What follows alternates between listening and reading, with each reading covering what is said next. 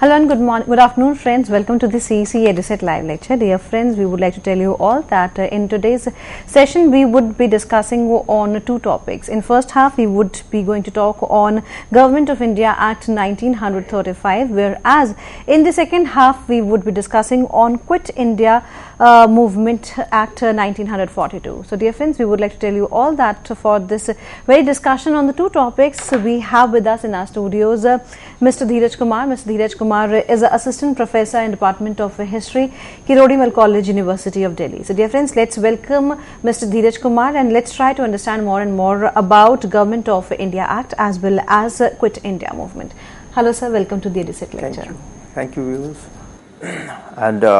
in context of the Government of India Act 1935, the very background has been there that the Government of India Act 1919 has already been not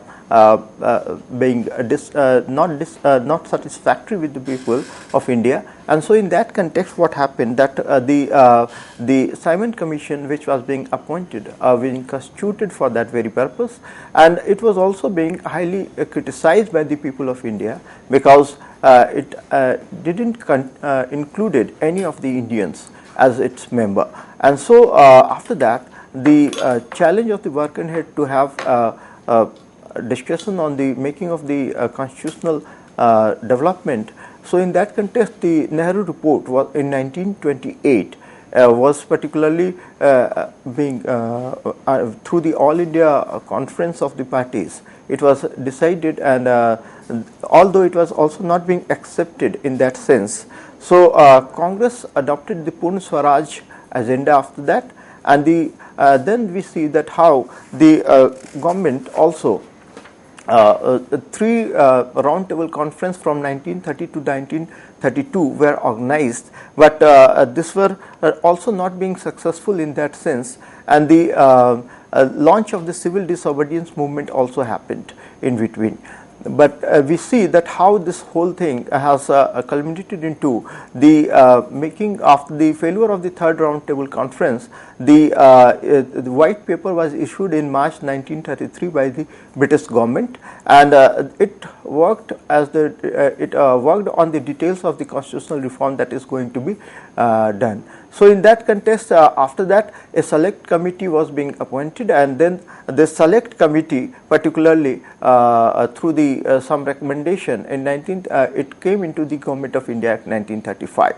and so in that context, we see that the main features which were included in the Government of India and how it was different from the earlier constitutional reforms. So in that context, we see that how for the very first time,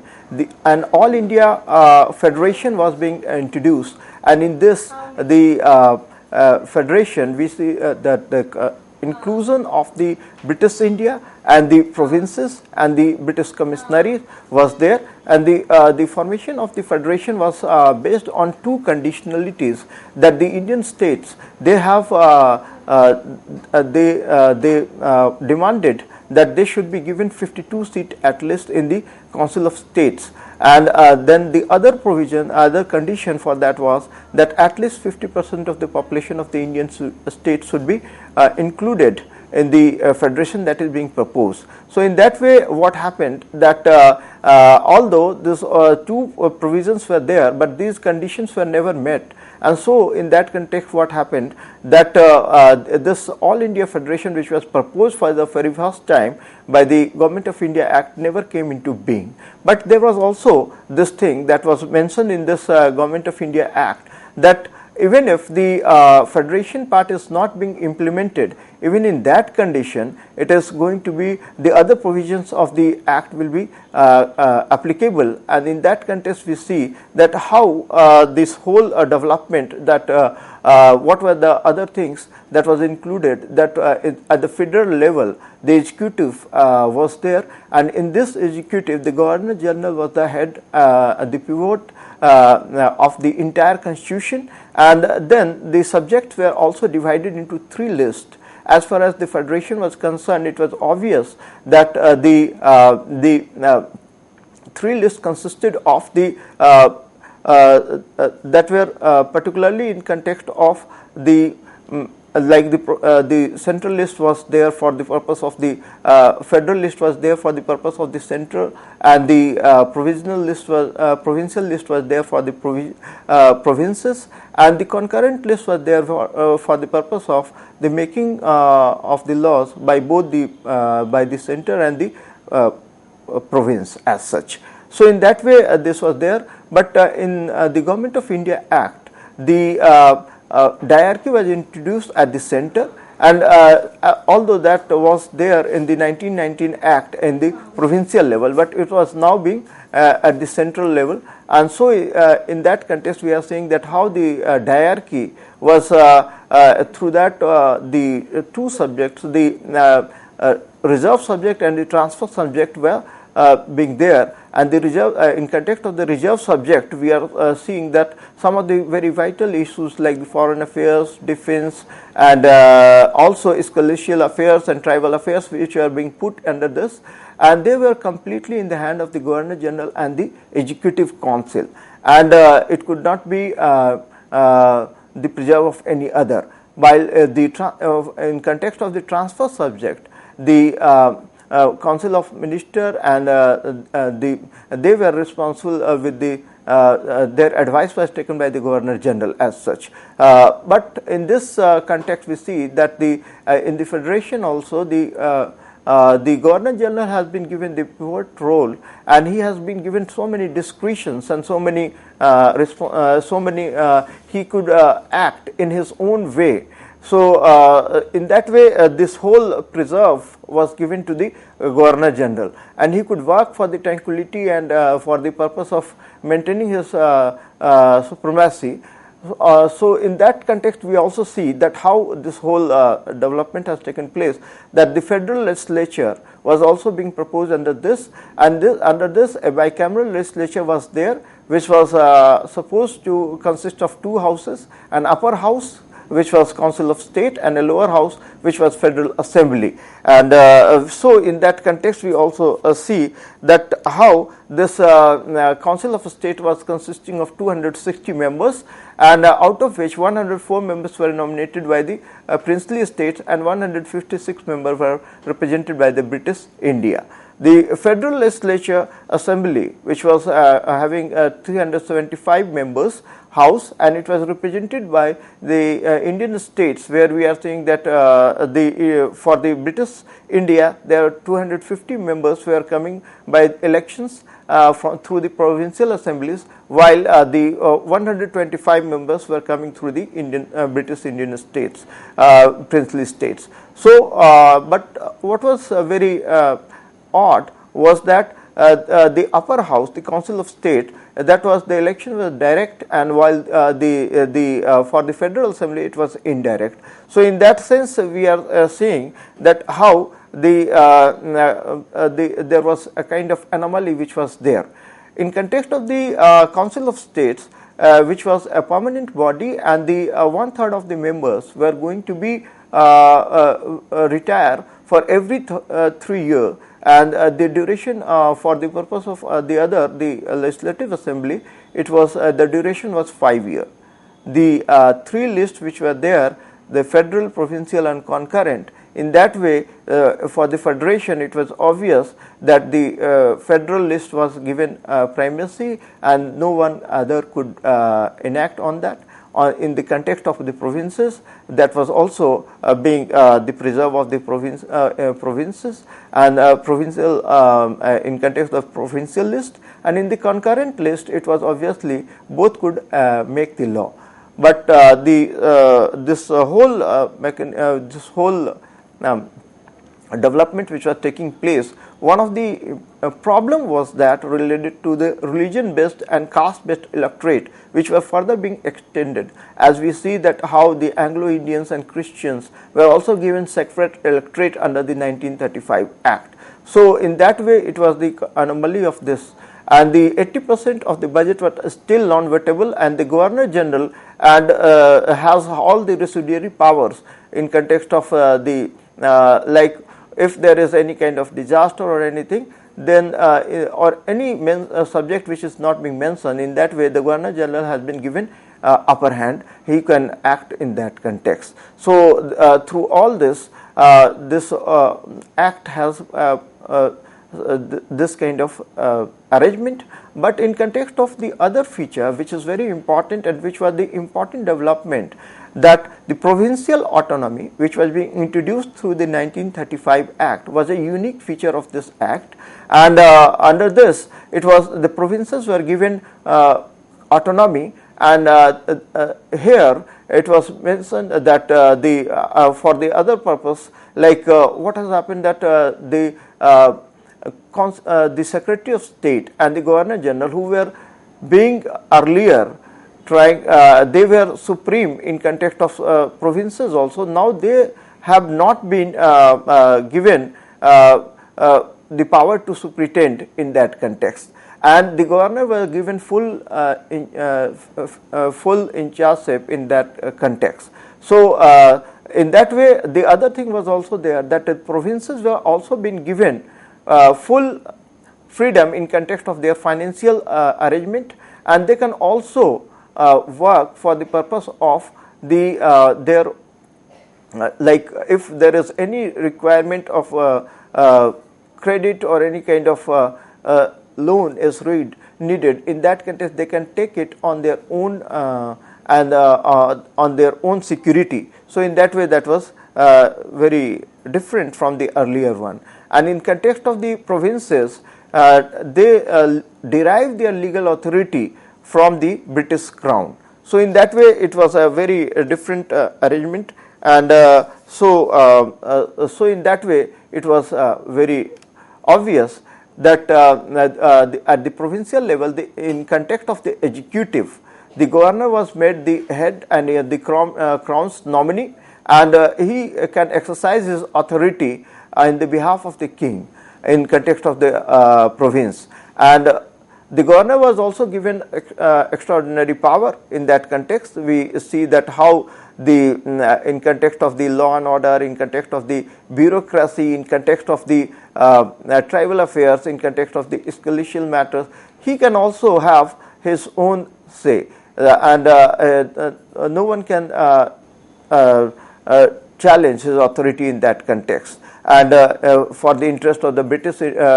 business interest and princely estates, it all were the preserve of the governor. So governor could the another thing that was also very obvious, that this kind of development which was taking place, the governor has been given too much of power. He was also having all the emergency powers with him. He can take over the rule of the province in his own hand. He can even thwart any kind of bill. He can go for any kind of ordinance, and he can also have all sort of extraordinary powers that could not be challenged in that way. So in that way, the provincial autonomy which has been given under this act was also being under danger if there is the governor is willing to have his own say. So that was one of the things. And the other thing was also there, that we see that how the separate electorate and communal awards were there, and through which what was happening, but was that this whole act has supported a kind of division, and that was also a ploy from the side of the British, that how they can have maximum of division in the Indian society as such, and for that purpose, and how their own interest could be served through this act. So in that way, although in the context of the new feature which was added in that was that women were also given voting rights, and they were given voting rights equally to the men. So in that way, this was also one of the ploys which are being introduced by the Britishers, because the women were now being very active in context of the in the context of coming to the national movement. So they were trying to pacify their participation, that they are also equally important for them, and they are going to give them voting rights. So in that way, this was also one of the things. And in context of the provinces, the Council of Ministers, which were responsible to the provincial legislature, and they were also having all sort of they were headed by a premier in that sense, and they were answerable to the legislature, and they could be removed by the adverse vote of the legislature. So in that way, this was whole mechanism under the provinces, and the provincial legislation could legislate on provincial matters and also in context of the concurrent list. But still 40% of the budget was still non-votable. So in that way, it was a big hindrance, and the governor could refuse assent to any of the bill. He can promulgate any kind of ordinance and enact on his own. So in that way, these all things were very critical in that sense, that how the provincial autonomy was working is itself a matter which is showing that how so many of lacunas were still there. And in that context, we see that how the evaluation of the 1935 Act has come in that context, that the safeguards, the kind of special responsibilities that were mentioned in this, and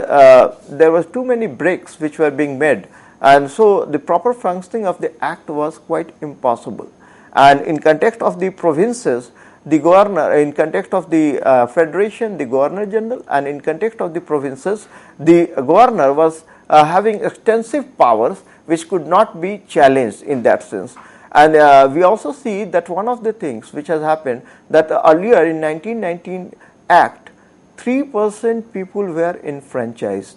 They were given the voting rights. But under this Government of India Act 1935, we are seeing that near about 13% people were given voting rights. But these voting rights have too many limitations of that they were also being there was limitation in context of the property rights, and so in that way it was still very limited in sense. And the other thing that the extension of this communal electorate, the kind of separate electorate which was being introduced, which was also one of the problems which was being there. And the other thing which was also very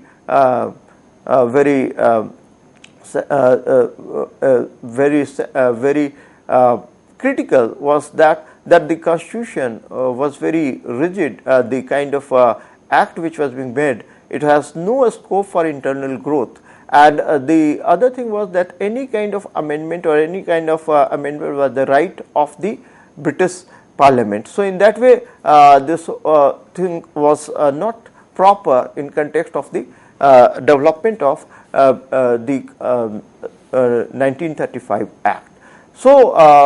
the whole mechanism, the whole constitutional development which has taken place was done for a purpose. That was the long-term objective of the British government, that how through this they were knowing all this thing, that suppression could not be a mechanism. This was only a short-term method, and so for the purpose of a long-term dynamics and a strategy, they have to integrate the people, and they could have to go through the colonial and constitutional and administrative structure, and they should try to believe in that. For that very purpose, they are going through all kind of constitutional development to make feel belief in this system, and so the reforms could also were a long-term strategy in context of that the constitutionalist liberals, the moderates, who were earlier being losing their ground with the extremists, then it was a mechanism through which they could also be placed, and the kind of repression which was being taking place, it was being convinced to the larger section of the congressmen that the ineffectiveness of an extra legal struggle, that how the government was progressive, how it was giving rights to the people, how it is concerned to the constitutional development in that sense. But there was also a ploy in that sense that once the Congress people test the power, they will be corrupted, and then they will never have that kind of image in the public mind, and so in that way that could be utilized for the purpose of their benefit and to sustain the British rule as such. And it was also for the purpose of the how the British government was trying to create a kind of dissension within the nationalists, and how they were also trying to have a kind of other intention that the Congress also have moderates and extremists, and they could fight within themselves. And the other criticism which has came regarding the Government of India Act, that the Congress and the Muslim League and the prominent leaders of Congress like Jawaharlal Nehru, he has his opinion, he has criticized that we are provided with a car, all brakes and no engine, and in that way he was totally convinced that this kind of constitutional development was just a mockery. And Jinnah, who described it as rotten, totally unacceptable and absolutely unworkable, so in that way he was also very much convinced, because the kind of intention he have to go to have a kind of separate state for the Muslims was also not being fulfilled. So he was also very critical, and the Muslim League was also very critical in that regard. But the Congress also unanimously rejected it, because the assurance of Constituent Assembly and the responsible government for the Indians were not at all being met. And Hindu Mahasabha also characterized it as reactionary and obstructive to the growth of nationalism and patriotism. And in that context, the another criticism which was coming was from Professor Lasky, that he has said that it contained the worst features of the worst constitution. So in that way, this is also one of the things which shows that how the progressive agenda was not there, and the real intention behind the act was only that could also be seen in context of the views expressed by Lord Lithgow in 1936 to 1943. So after this act, he was Viceroy, and he has this view that we have framed this act because we thought that was the best way to maintain British influence in India. So in that sense, you can see that how the real intention was quite different from the one which was being given for the public consumption. And the another historian who has tried to analyze this is D. A. Law, who has shown that it was a ploy to correct the support base of the Congress, as it was reflected by the government's acts that it was competing with the Congress for the allegiance of the dominant peasant community. So in that sense, that you can see that how this whole Government of India Act and its provisions were made as a tactical tool to have a kind of development which is only to maintain the supremacy of the British rule and to divert the attention of the Indians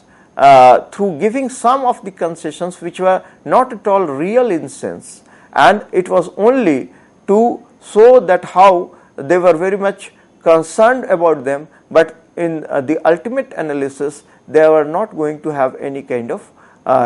real progress. And we also see that how the dominion status, which was a thing of the past for the Congress, which has already been rejected in 1929 Lahore session by Congress, which was not at all given a mention in this 1935 Act. So in that way, you can see the progressiveness of the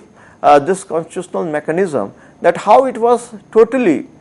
biased, how it was not at all concerned with the developments, and how the constitutional developments were always far behind the people's expectation, because the national movement, which has already acquired too much of ground and there was too much of demands which were never being met through all this kind of development. So, in that context, we can see that the Government of India Act has proved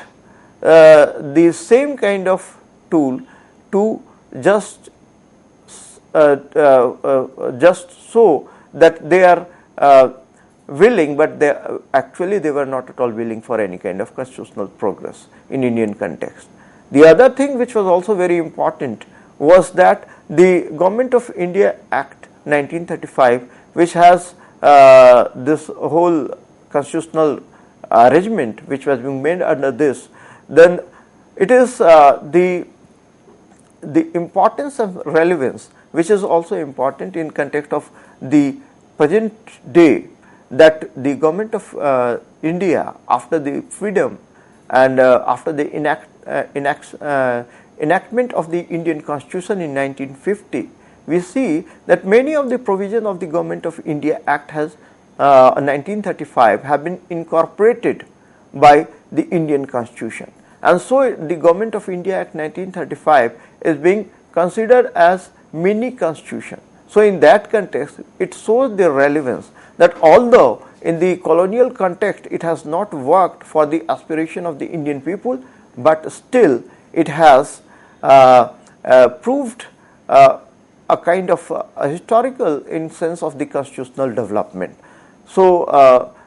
in all that context, we see that all kind of criticism which was coming under by the different nationalists and different political parties, but still it was a relevant document in context of the constitutional development. So, this was in that context very important, and how it has led to the incorporation of the many of its provisions in the Indian Constitution.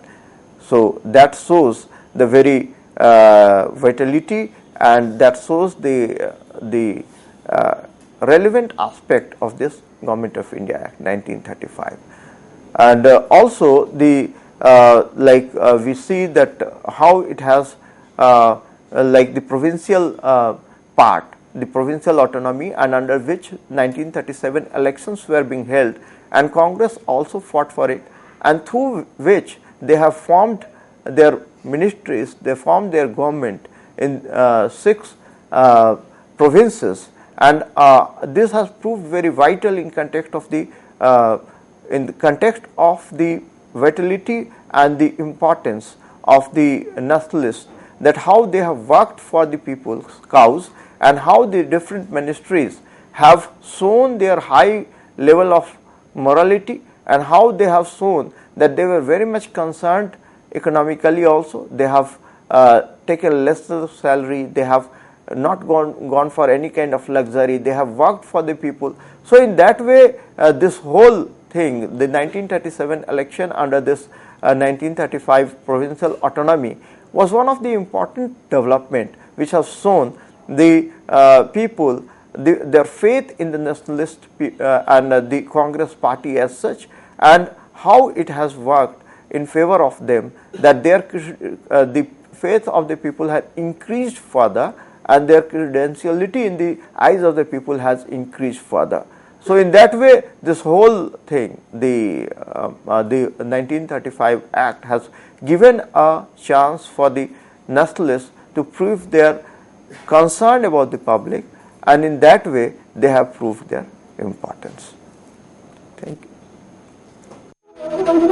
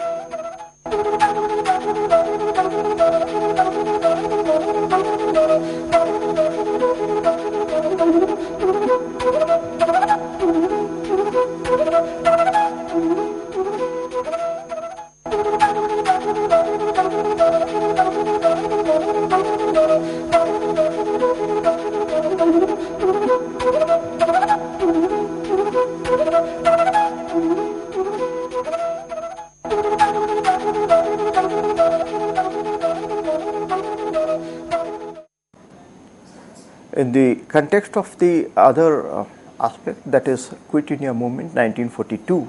we see that the background of the 1942 Government of India has already taken that one of the steps of Cripps mission, which was being sent in March 1942 to fulfill the aspiration of the nationalists, but it has failed. And then we also see that how the earlier to it, the individual satyagraha which was being launched by Gandhiji for the purpose of making the constitutional demands, but still it was not being fulfilled. And in that context, the very emergent situation which has arrived, that the Japanese forces has reached to the eastern border of India. So in that way, there was a great challenge which was being there. And on the other hand, the manner in which the British government has evacuated, or it has followed the policy of a scorched earth in context of Southeast Asia, that was also one of the things which shows that how the people were left on their own fate, and the British government was not at all doing anything in that context. So this shows that how the whole thing has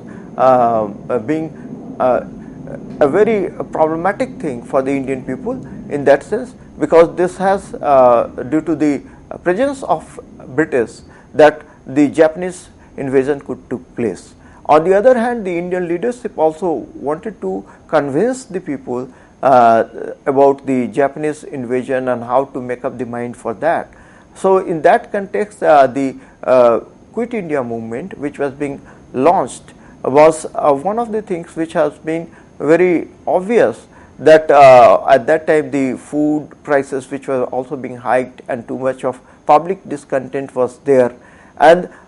we see that all the mechanism through which it was being supposed that the government should try to listen for a responsible government for the people of India and to give immediate relief to the people while they were participating or they were supporting the cause of the war. So in that context, it was essential that government should also work for some progressive legislation, but it was not at all doing all this. It was only talking of this dominion status, which was a thing of the past, which could not have been taken up by the nationalists in that sense. And the other thing was that, and it was also in the after the war, and the kind of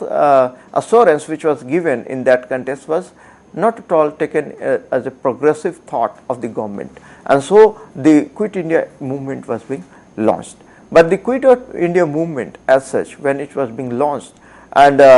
earlier to that, we see that how in May 1942, the Gandhiji already has shown his own thought. He has written that leave India to the God, leave India to God, and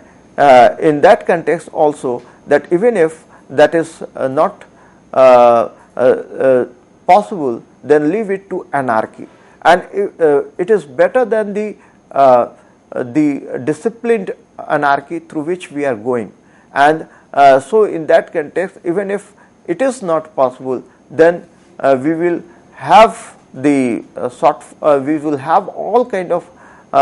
responsibility. We can take all kind of responsibility, but for the sake of God, please leave India. So that was one of the things which was being written by Gandhiji, and later on it was through the resolution was also put forward in Wardha session of the Congress, and then it was being adopted. It was being rectified on 7th of August 1942, and later on it was being adopted on 8th of August 1942 at Gwalior Tank, Bombay. So, in that context, the Quit India movement has its own way in which it has been put, as Gandhiji has already said, that if the Congress is not going to accept it, he can create another big movement than Congress from the sands of India, from the soil of India. So, in that way, this was a bigger thing which was being said by Gandhiji, that the time has arrived where he have to take with the Britishers, as he has already been now this kind of thing has been shown, because he has announced this, that if the top leadership is not there, if the Congress people, the leaders are being arrested, in that kind of situation, what would be the would be the guiding principle? So, in that way, he has said that I am giving you a mantra, small one, you just imprint it on your hearts and give it a chance, and to continue with, that you should not compromise. You should, he has given the slogan of do or die, that either we will attain liberation or we will die in the way. So, in that way, this was a completely different kind of a stance which has been taken in context of Quit India movement, that how this whole thing has worked in that context, that the people who were being given freedom in that context, that Gyanendra Pandey has tried to analyze this as a psychological break, that the people, the men and women, were all considered as free person to decide their own course. So, in that way, what is happening, that this whole thing, that they were given, they were shown that how, even if in absence of the Congress leadership, they can go for further action on their own. So, after the arrest of the top leadership, what happened, that the leadership was not there. So, people came up, the youth came up, and they were completely in their own way tried to do this, because they have socialist lenience, and they were also not at all being taking any kind of they were doing the things in their own way. So, in that way, we are also saying that whole that there was also in that context, that this we see that the removal of the established leadership led to the coming of this youth and militant element, and at their own initiative. As Sumit Sarkar has identified, that this Quit India movement has 3 phases, and that in the first phase it was an urban revolt marked by strikes, boycott and picketing, which were quickly suppressed. In the second phase, by the mid of August, we see that how the focus shifted to the countryside, and how the peasant rebellion took place, and it was marked by destruction of the communication line of communication, like railway tracks were being destroyed, railway stations were being targeted, the telegraph wires and poles were destructed, and in that way any symbol of the British power and colonial power was also being destructed by the people. So, in that way, in the second phase, we also see in the isolated packet there was establishment of parallel governments, while in the third phase we see that the movement gone underground, because there was too much of repression and heavy violence was created by the government for the purpose of repression of the movement. So, in that way, what was happening? The use of machine guns, the use of aeroplanes, the use of army for the purpose of the repression of the participant of the Quit India movement was a thing which was very brutal, and in that sense we see that how this brutality was being done by the British, and how it was in that sense that this underground movement which took place, they gone for guerrilla tactics, and as the Azad Dasta under the leadership of Jayaprakash Narayan and some other Congress socialist members, that we see that whole thing has come up, and the third phase have become very violent, and they have even gone for the destruction of the communication lines also, and also they were trying to subvert the war efforts which was being made by the British government. They were also trying to go through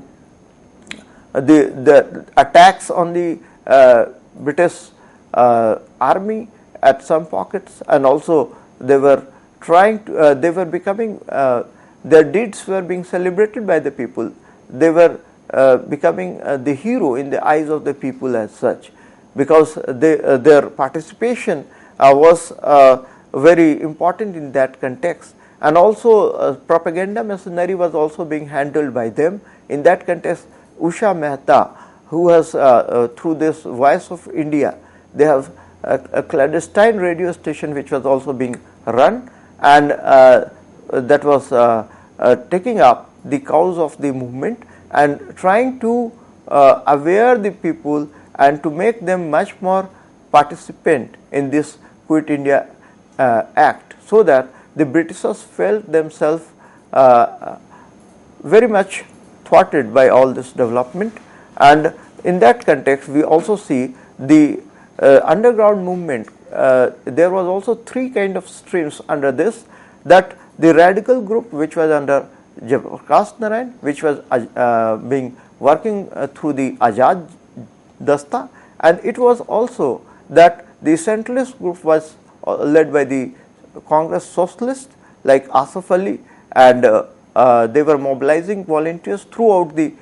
India to sabotage the war activities, and also Gandhian group which was led by Suchita Kripalani, focusing on non-violent constructive program. So in that way, this whole mechanism which was being there was working to have this kind of arrangement that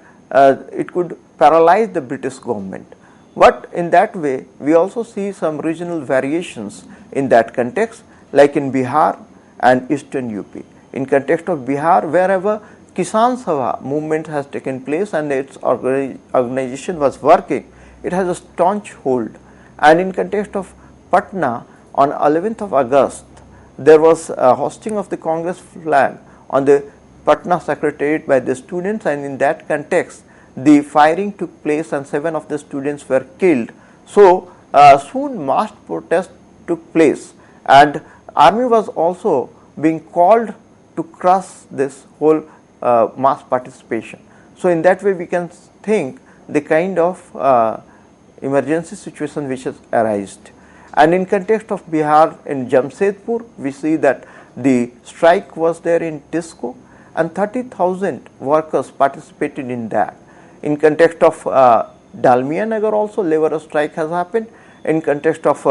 other parts like in Bar, there was a parallel government which was being set up by the Gops and the Dusads. So in that way, and they have also levied their own taxes. So that shows the intensity of the movement, that what kind of thought was going on in the people. And in context of the underground movement like Azad Dasta, the Jayaprakash Narayan and Ramananda Singh, who freed themselves from they just broken the jails of Hazaribagh, and they have gone in the Bihar-Nepal border region, and they have worked underground, and they have used the guerrilla tactics in that sense. So that was one of the things. And in context of Eastern UP also, in Azamgarh and Gazipur, we see that how the students coming from BHU has worked for the movement, and they have tried to propagate the message of the movement in the interior parts, and in that way the analysis regarding Bihar and Eastern UP by Gyanendra Pandey in his India in 1942, in the age of 1942, is crucial. It shows that how this whole region was very active in this Quit India movement, and how this whole thing was taking place, that the sabotaging activity, that all the colonial symbols and marks were being targeted, and even the allies of the Britishers like Jamindars and Sahukars were being targeted by the people in that sense. And also some like in Eastern UP in Balia, parallel government was being established under the leadership of Chitu Pandey, and there were other regions also where we see that this kind of thing was happening, like in Bengal. The Hitesh Sanyal has analyzed the whole situation, that how the parallel government was also established, and the Satish, under the leadership of Satish Samanta, in Tamluk region, a parallel government was being established, which was known as Tamlipti Jatiya Sarkar, and here Vidyut Vahanis were being organized, which were trying to have their own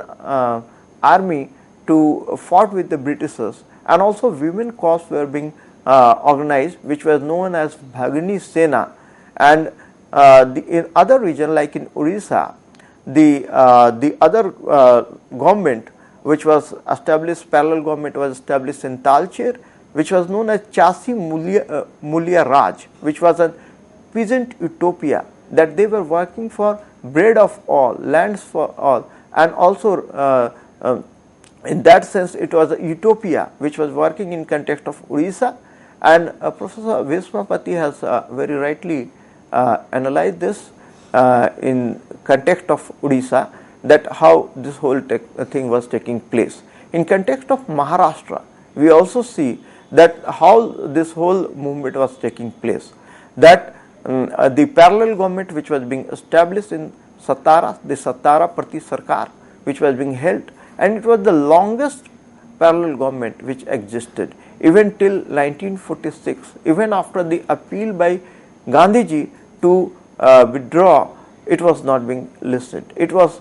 taken in the spirit of do or die. So in that sense, it was very essential to see the development in context of Maharashtra, that this longest parallel government existed in this region under the leadership of Nana Patil. So this whole mechanism has shown that how regional variations were there, and how it has been very crucial in that sense, that how this whole thing has taken up. And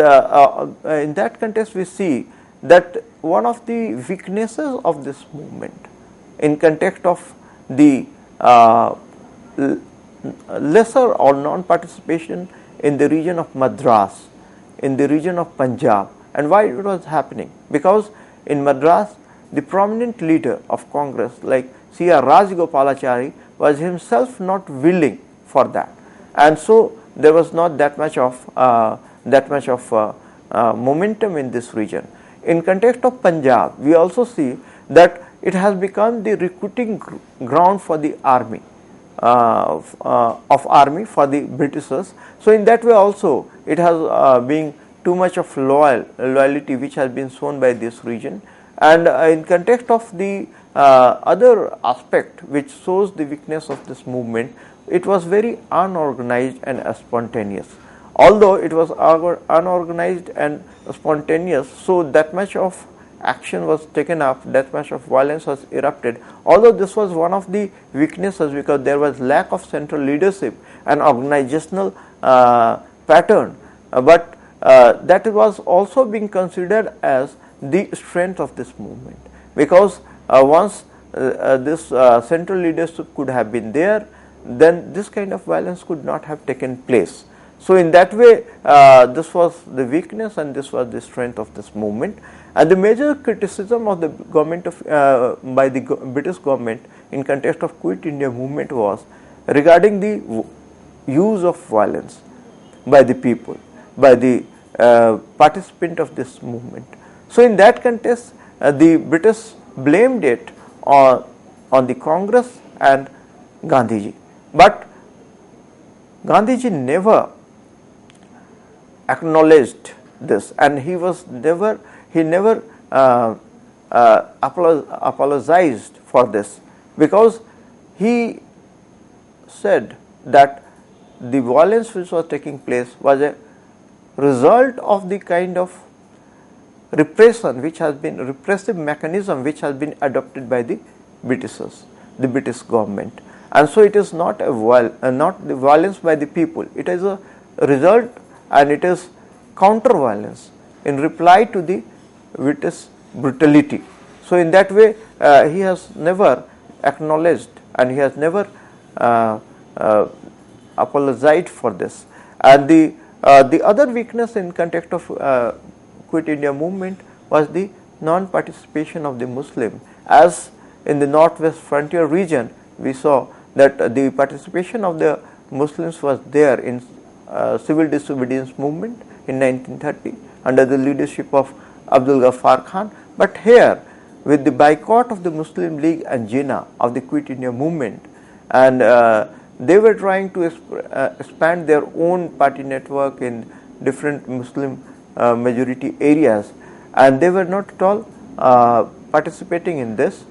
although there was no riots which took place, and in that sense this is one of the things that has happened. But in whatever sense we see the Quit India movement, it was very significant in context of the development, in context of the Indian national struggle which was taking place. It has, although not made the Britishers quit India at once, but it has also made them to acknowledge this thing, that they are not beyond the people of India, and they could not run their administration without the wishes of the people of India. And it has also resulted into the erosion of the loyalty quotient of towards the Britishers, and it has second the very roots, second the very roots of the British in context of India, and it has second to the core of the Britishers, because so many British administrative people, the Europeans, were now not willing to come to India, because they have seen that how the British have lost their ground in context of India, and it has also established the truth that the Quit India movement has made them realize that they could not work without the support of the people of India. And the most other important aspect regarding this was the immediate agenda of the national movement was put forward, and now the government could not ignore it, and later on whatever constitutional development which took place, that shows that how the need of a constituent assembly and for the purpose of responsible government was to be taken up, and that has led to the other thing also, that the struggle which has been shown by the common people, the kind of repression which was being done by the Britishers, in spite of all that, the commitment that is being shown by the people of India, that they are totally convinced to the cause, and they are not going to go back on their stand. So in that way, this was very vital, and it shows that how it has put the things in context of world, that the Indian struggle is not weak, and the Indian nationalists are not at all going to compromise with their cause. So it has also put the agenda of the people of the Indian struggle on the world forum, that how they are going to have this kind of struggle further, and they could make it so that the Britishers could not have any kind of scope, that the kind of face saving mechanism which was being adopted by the British was not at all going to work in context of India, and in the other context, the do or die, this kind of message which was being utilized, and the kind of slogan was utilized was completely different from the earlier Gandhian movement. It has another kind of touch, because here Gandhi was in no mood of compromise, and even if what kind of violence which was taking place, he was never apologetic about this, and even he has supported the heroic deeds of Jayaprakash Narayan and others, and he is also said that the cowardly act or the kind of non-violence could not be a tool to show to put their cowardliness or to behind it. Even if in condition of any kind of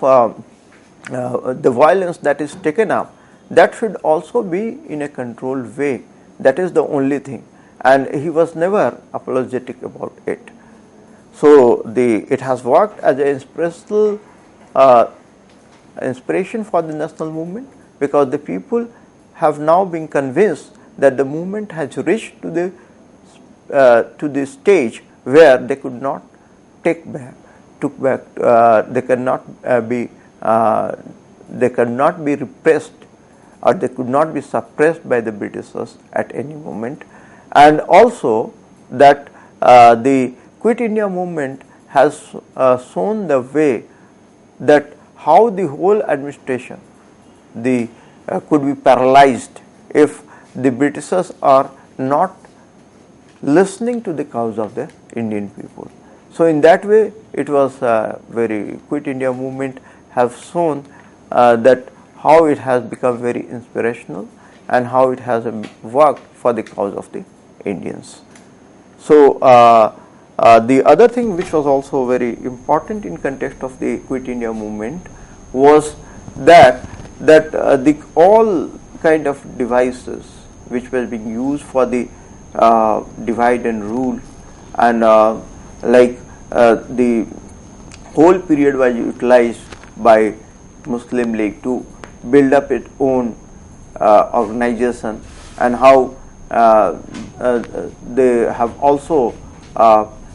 silenced the communists also, because the communists also at that time with the participation of USSR and with the participation of China in the Second World War against the fascist forces, they have shown that it has become a people's war, and so they were also not at all participating, and the kind of sacrifice which has been made by the Congress people, the whole organization was being blacklisted, the kind of brutal attack which was taking place was also showing that the Britishers were committed to crush this movement, but they could not, because of the willingness, the kind of do or die spirit which has been shown by the Indian people in that context. Thank you very much. With this note, thank you sir, thank you so very much. And dear friends, we believe that you might have liked today's session on Government of India Act 1935 as well as on Quit India Movement 1942. So dear friends, if you want to give your feedback for this particular lecture, or if you have any kind of query regarding the lecture, then you can mail us at info.cc@nic.in. This lecture is going to be uploaded on YouTube very soon. Till then, take care, goodbye, and yes, we would be meeting again. Thank you sir, thank you so very much.